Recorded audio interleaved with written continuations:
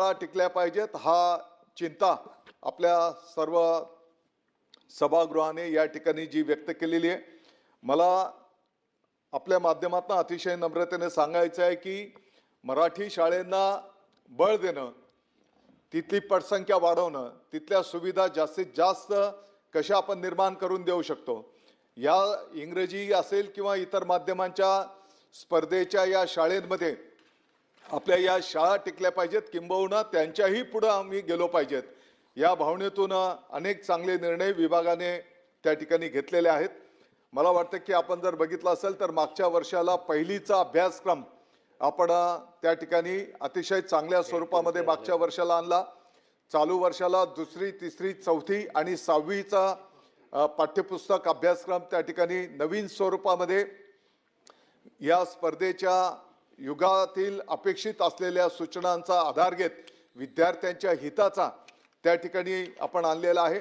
आणि पुढच्या वर्षाला आणखी त्याच्या पुढच्या वर्षाला संपूर्ण 10वी पर्यंतचा अभ्यासक्रम, 12वी पर्यंतचा अभ्यासक्रम त्या ठिकाणी आपण चांगल्या पद्धतीचा बदल त्या ठिकाणी करायला घेतलेला आहे। आपण जर बघितलं असेल तर चालू वर्षाच्या 15 जूनला ज्या काही आपल्या शाळा सुरू झाल्या, मला आपल्याला अतिशय आनंदाने सांगायचं आहे सभापती महोदय, महाराष्ट्राच्या आणि आजही विदर्भामध्ये शाळांचा पहिला दिवस आहे। तर 15 जूनला ज्या काही शाळांचा पहिला दिवस असतो, माननीय महामहिम राज्यपाल महोदयांनी मुंबई महानगरपालिकेच्या शाळेमध्ये विद्यार्थ्यांचं स्वागत आणि शुभेच्छा देण्याचा कार्यक्रम त्या ठिकाणी संपन्न केला। माननीय मुख्यमंत्री महोदय देवेंद्रजी फडणवीस साहेबांनी पनवेलच्या एका जिल्हा परिषदच्या शाळेमध्ये विद्यार्थ्यांचं स्वागत शुभेच्छा देण्याचा कार्यक्रम संपन्न केला। माननीय उपमुख्यमंत्री महोदय एकनाथजी शिंदे साहेबांनी ठाणे महानगरपालिकेच्या शाळेमध्ये विद्यार्थ्यांचं स्वागत आणि शुभेच्छा देण्याचा कार्यक्रम संपन्न केला। माननीय उपमुख्यमंत्री महोदया आदरणीय पवारताईंनी मावळ तालुक्याच्या एका जिल्हा परिषदच्या शाळेमध्ये विद्यार्थ्यांचं स्वागत आणि शुभेच्छा देण्याचा कार्यक्रम संपन्न केला। आणि सर्व सन्माननीय मंत्री महोदय, आमदार महोदय, खासदार महोदय, अगदी गाव पातळीवरच्या सरपंच महोदयाच्या पासून तर त्या संपूर्ण ग्रामस्थांनी, गावकऱ्यांनी शाळेचा प्रवेश उत्सव हा कार्यक्रम अतिशय आनंद उत्सव म्हणून त्या ठिकाणी साजरा केला। विद्यार्थ्यांचं त्या ठिकाणी स्वागत केलं आणि त्यांना शुभेच्छा दिल्या। साधारणपणे 35,000 पेक्षा जास्त शाळांमध्ये 15 जूनचा कार्यक्रम त्या ठिकाणी संपन्न झाला। मला सांगायचं तात्पर्य असं आहे की महाराष्ट्राच्या इतिहासामध्ये पहिल्या, यापूर्वी पण होत होता, काही नवीन गोष्ट अशातला भाग नाही, परंतु पहिल्यांदा इतक्या मोठ्या प्रमाणात हा शाळा प्रवेशोत्सवाचा कार्यक्रम त्या ठिकाणी संपन्न झाला। याच्या पाठीमागची भावना आहे की आपलं सर्वांचं लक्ष त्या ठिकाणी असलं पाहिजे। अगदी सचिव महोदयांच्या पासून सर्व विभागाचे जिल्हाधिकारी असतील, सीओ असतील,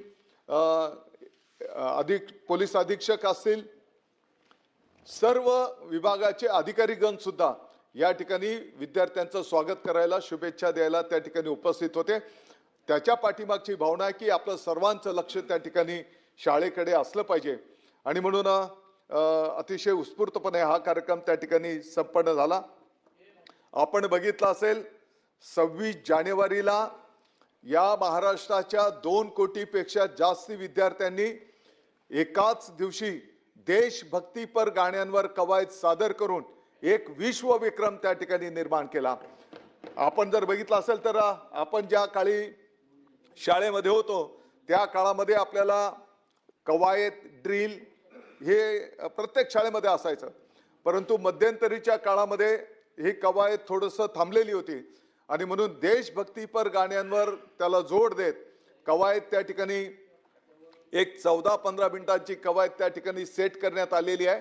कारण विभागाचं ब्रीदच आता आहे की राष्ट्र प्रथम, आपला देश सर्वोच्च स्थानी आहे, शिक्षण गुणवत्तापूर्ण, शिक्षण आनंददायी, शिक्षण भाकरीचे, शिक्षण राष्ट्रीयत्वाचे, की जेणेकरून आपला जो काही विद्यार्थी, जो उद्याचा भारताचा भावी नागरिक आहे, तो प्रखर देशभक्त घडला पाहिजे।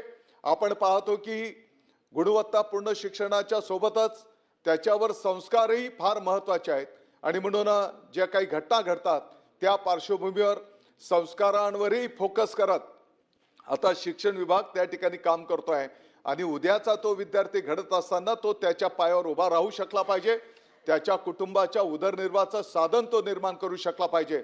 आपल्या सर्वांना माहिती आहे की छत्रपती शिवाजी महाराजांच्या जीवनाचा सारांश आहे, रयतेस पोटाशी लावावे। प्रत्येकाच्या उदरनिर्वाहाचं साधन त्या ठिकाणी निर्माण झालं पाहिजे, त्याच्या कुटुंबाची चूल पेटली पाहिजे आणि म्हणून त्या पद्धतीचं शिक्षण पद्धतीमध्ये आपण आणायला घेतो आहोत। आणि साधारणपणे 8वीच्या पुढच्या विद्यार्थ्यांना त्याला कोणत्या क्षेत्रामध्ये आवड आहे, त्या क्षेत्रामध्ये त्याला पाठबळ कसं देता येईल याचंही नियोजन आपण त्या ठिकाणी करायला घेतलेलं आहे।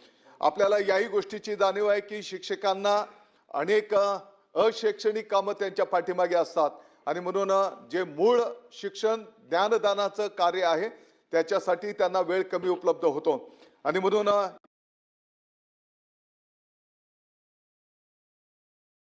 मूळ शिक्षण ज्ञानदानाचं कार्य आहे त्याच्यासाठी त्यांना वेळ कमी उपलब्ध होतो आणि म्हणून ही अशैक्षणिक कामं पण कशी कमी करता येतील याचाही विभाग त्या ठिकाणी काम करतो आहे।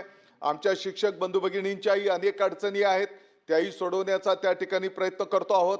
काही प्रमोशन्स आणि इतर बाबी थांबलेल्या होत्या त्याही मार्गी लावण्याचा प्रयत्न विभाग त्या ठिकाणी काम करतो आहे आणि अपडेट आमचे शिक्षक असले पाहिजेत आणि म्हणून प्रशिक्षण पण आपण त्या ठिकाणी द्यायला घेतो आहोत। अगदी मागच्याच काही आठवड्यांपूर्वीच गुगलच्या सोबत एक MOU त्या ठिकाणी करण्यात आलेला आहे आणि या माध्यमातून या महाराष्ट्राच्या 4 लाख शिक्षकांना गुगलच्या सहकार्याने विनामूल्य त्या ठिकाणी प्रशिक्षण देण्याचं काम त्या ठिकाणी करण्यात येणार आहे।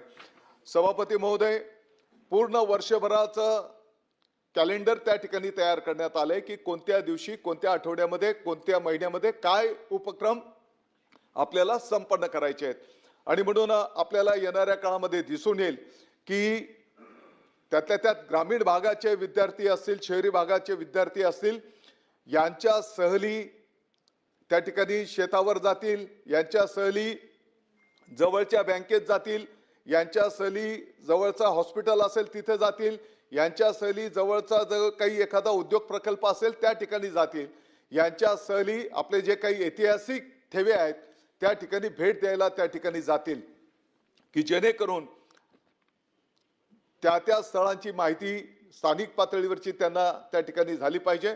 आमचा शेतकरी राजा कशा पद्धतीने कष्टपूर्वक शेती पिकवतो याचंही ज्ञान बालपणापासूनच त्यांना त्या ठिकाणी झालं पाहिजे। असे एक ना अनेक उपक्रम, मग पालकांचे मेळावे, माजी विद्यार्थ्यांचं स्नेह संमेलन, प्रत्येक शाळेला वर्षातनं 1 दिवस हे स्नेह संमेलन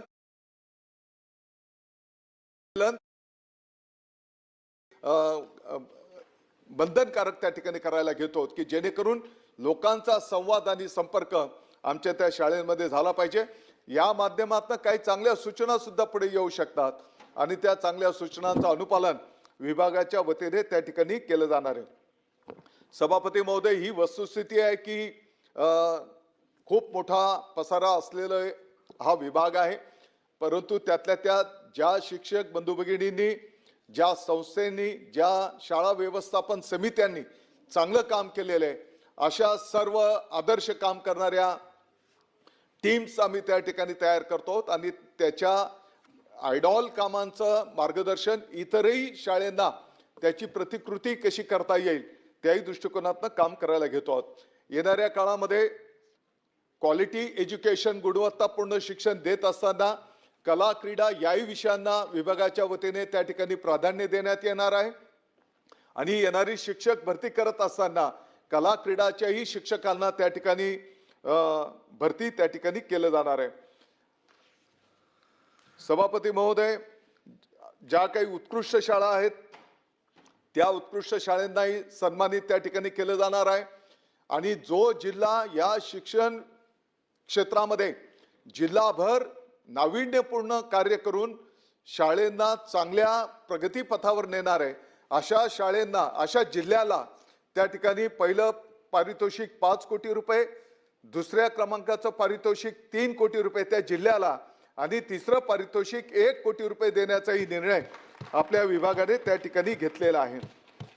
आणि म्हणून माझी या माध्यमातून सभागृहाला आणि महाराष्ट्राच्या तमाम नागरिकांना विनंती आव्हान असणार आहे की आपण सर्वांनी जाणीवपूर्वक शाळेंकडे लक्ष द्या. त्या शाळेमध्ये ज्या ज्या काही सुधारणा करण्याची आवश्यकता असेल तर निश्चितपणे आपण त्या ठिकाणी करूया. सभापती महोदय, मोठ्या प्रमाणात शिक्षकांना BLOची ड्युटी दिली जाते. आता ही वस्तुस्थिती आहे. शालेय शिक्षणाचं काम करून त्या ठिकाणी कारण हे राष्ट्रीय कार्य असल्यामुळे त्या ठिकाणी ही जबाबदारी त्या ठिकाणी दिली जाते. तरी पण आम्ही फक्त शिक्षकांवरच ही जबाबदारी न देता इतर डिपार्टमेंटचे पण जे काही अधिकारी गण आहेत, कर्मचारी आहेत, त्यांनाही यामध्ये सामावून घेण्यात यावं अशी विनंती निवडणूक आयोगाने शासनाला पण त्या ठिकाणी केलेली आहे. आपण जर बघितलं असेल तर यापूर्वी साधारणतः शिक्षण विभागाच्या प्रत्येक शाळेला 14 समित्या होत्या आणि या 14 समितींचं दर महिन्याला दर 4 महिन्याला माहिती शासनापर्यंत त्या प्रत्येक शाळेला द्यावी लागायची आणि त्याच्यामध्ये मोठा वेळ आमच्या शिक्षक बंधू भगिनींचा जायचा. आणि म्हणून हे काम त्या 14 समित्यांचं फक्त 4 समित्यांमध्ये त्याचा मूळ गाभा कायम ठेवत आपण आता 4 समित्यांमध्ये रूपांतर केलेलं आहे की जेणेकरून आमच्या शिक्षक बंधू भगिनींचा वेळ त्या ठिकाणी वाचेल आणि ही माहिती सुद्धा अगदी त्या गाव पातळीवरचं जे काही CSC सेंटर आहे त्या माध्यमातून किंवा केंद्र पातळीवरची जी आमची शाळा आहे त्या केंद्रावरनच डायरेक्ट शासन पातळीवर माहिती देता येईल का याचंही नियोजन आम्ही त्या ठिकाणी करायला घेतलेलं आहे. सभापती महोदय, हे सगळं ठळकच आहे. 2 तास बोलू शकतो काय काय आता. आणि माझी विनंती आहे सभापती महोदय, 3 दिवसापूर्वी परिषदेमध्ये 10 पहिल्या प्रश्नांमध्ये 8 प्रश्न शिक्षण विभागाचे होते. काल विधान परिषदेमध्ये पहिल्या 10 प्रश्नांमध्ये 8 प्रश्न शिक्षण विभागाचे होते. आणि म्हणून शेतकऱ्यांना पण आता शिक्षणाचं ऐकून घ्यावं लागणार आहे. शेतकरी नेत्यांना आता तुम्ही झालं सांगा आणि म्हणून थोडं ऐकावं लागेल तुम्हाला. सदाभाऊ डिस्टर्ब करू नका. मंत्री महोदय माझ्याकडे बघून बोला. सभापती महोदय, एक मुद्दा उपस्थित करण्यात आला की शाळेचे पुस्तकं पाठ्यपुस्तकं वेळेवर पोहोचलेले नाही. मला अतिशय नम्रतेने सांगायचं आहे की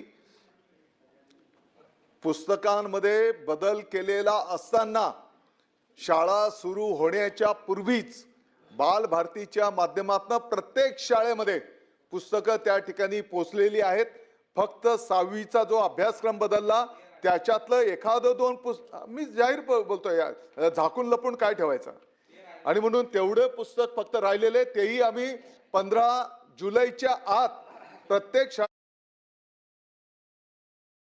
नियोजन त्या ठिकाणी केलेलं आहे. आपल्याला माहिती आहे की जागतिक पातळीवरचं युद्धजन्य परिस्थिती, कागदचे अडचणी, ह्या सर्व परिस्थितीवर मात करत रात्रंदिवस विभागाने काम केलं आणि हे कार्य त्या ठिकाणी संपन्न केलेलं आहे. दुसरा मुद्दा होता की गणवेशच्या संदर्भामध्ये आपल्याला माहिती आहे सभापती महोदय, गणवेशच्या संदर्भातला जो काही निधी आहे तो गाव पातळीवरचे मुख्याध्यापक आणि शाळा व्यवस्थापन समिती यांना दिला जातो आणि त्या समितीच्या मुख्याध्यापकांच्या माध्यमातून त्या ठिकाणी गणवेश घेणं अपेक्षित आहे. 2 गणवेशच्या साठी 300 रुपये प्रमाणे 600 रुपये त्या ठिकाणी वितरित केले जातात. आताच्या घडीला पहिल्या गणवेशाचे 300 रुपये प्रमाणे निधी त्या ठिकाणी वर्ग केलेला आहे. काही रक्कम त्या ठिकाणी कमी आहे, मी बोलतोय ना, काही रक्कम त्या ठिकाणी कमी आहे. कदाचित त्या वर्गातले 2-4 विद्यार्थी शिल्लक राहिली असतील, परंतु जसा निधी प्राप्त होईल तो निधी तात्काळ त्या ठिकाणी त्या शाळेला वर्ग केला जाईल आणि त्याही विद्यार्थ्यांना त्या ठिकाणी गणवेश त्या ठिकाणी उपलब्ध होणार आहे. सभापती महोदय, गणवेशच्या संदर्भामध्ये या वर्षाला प्रत्येक विद्यार्थ्याला क्वालिटी गणवेश मिळाला पाहिजे. नाहीतर काही शाळांमध्ये असाही अनुभव आला की 100% पॉलिस्टरचे कपडे की जेणेकरून विद्यार्थ्यांच्या शरीराला त्याच्या त्वचेला त्रास होईल असे पण गणवेश काही ठिकाणी घेतले जायचे. काही प्रवृत्ती याही संदर्भामध्ये काम करत होत्या आणि म्हणून या वर्षाला क्वालिटी गणवेश त्या ठिकाणी घेतला गेला पाहिजे आणि म्हणून जिल्हाधिकारी, त्या जिल्ह्याचे पोलीस अधीक्षक आणि त्या जिल्ह्याचे CEO यांची समितीच्या नेतृत्वाखाली गणवेश खरेदी त्या ठिकाणी झाली पाहिजे आणि प्रकारचे गणवेश खरेदी करेल तर त्यांच्यावर कारवाई सुद्धा करण्याचा निर्णय विभागाने त्या ठिकाणी केलेला आहे. सभापती महोदय, टप्पा अनुदानाच्या संदर्भामध्ये निश्चितपणे जशी या संदर्भात माहिती आहे की खरं म्हणजे पाठीमागच्या काळामध्ये आपल्या सरकारने चांगले निर्णय केले आणि अतिशय जलद गतीने टप्पा अनुदान त्या ठिकाणी दिलेलं आहे. तरी पण येणारा जो काही टप्पा अनुदानाचा विषय आहे तो लवकरात लवकर आपल्या राज्याची, आपल्याला माहिती आहे की ज्या पद्धतीने टप्पा अनुदान हा जो काही विषय, राज्याची आर्थिक परिस्थिती, वेळोवेळी होणारी संसाधने आणि राज्याच्या गरजा आणि त्याचा प्राधान्यक्रम हे सगळं बघून त्या ठिकाणी निर्णय होतो. परंतु या संदर्भामध्ये विभागाचा पाठपुरावा चालू आहे आणि पुढचा टप्पा लवकरात लवकर कसा देता येईल याही दृष्टिकोनातून काम त्या ठिकाणी केलं जाणार आहे. सभापती महोदय, शालार्थ आयडीच्या संदर्भामध्ये अनेक सन्माननीय सदस्य महोदयांनी या ठिकाणी सूचना केलेल्या आहेत. आपल्याला माहिती आहे की या राज्यव्यापी जे काही शालार्थ आयडी घोटाळा झालेला आहे आणि इतरही जे काही चुकीची कामं झाली असतील तर या संदर्भामध्ये सर्व चौकशीच्यासाठी एक SIT त्या ठिकाणी गठीत करण्यात आलेली आहे.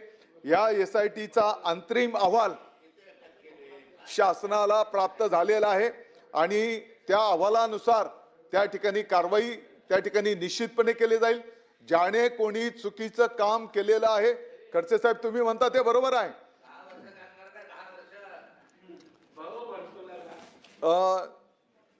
आपला चालू ठेवा. सभापती महोदय, त्यांच्या भावनांशी मी पण सहमत आहे. काही महाभागांनी फार विचित्र काही महाभागांनी फार विचित्र काम केलेलं आहे, ही वस्तुस्थिती आहे. काही अधिकारी महोदय स्वर्गवासी झाले, त्यांच्या पण सेवा करण्यात आलेल्या आहेत. काही अधिकारी सेवानिवृत्त झाले, त्यांच्याही सेवा सह्या करण्यात आलेल्या आहेत. काही ठिकाणी नोकरीला लागला 2010 मध्ये, त्याचा पगार 2000 पासून काढण्यात आलेले, अशी अनेक प्रकरणं त्या ठिकाणी समोर आलेली आहेत. आणि म्हणून ज्याने ज्याने हे चुकीचं काम केलेलं आहे त्या कोणालाही सोडलं जाणार नाही आणि त्यांच्यावर कठोर कारवाई विभागाच्या वतीने त्या ठिकाणी केली जाणार आहे. सभापती महोदय,